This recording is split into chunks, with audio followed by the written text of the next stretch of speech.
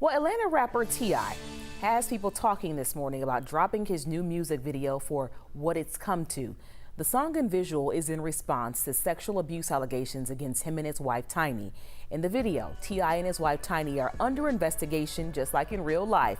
But instead of police, a woman called, quote, the Parasite is leading the investigation. The explicit lyrics allude to blackmail and extortion and women scorned. At one point, T.I. even talks about how some people want to steal, kill, and destroy everything that fuels Atlanta. Multiple women have come forward in Georgia, New York, and Los Angeles accusing T.I. and Tiny of abuse and sexual assaults. The couple denies all allegations.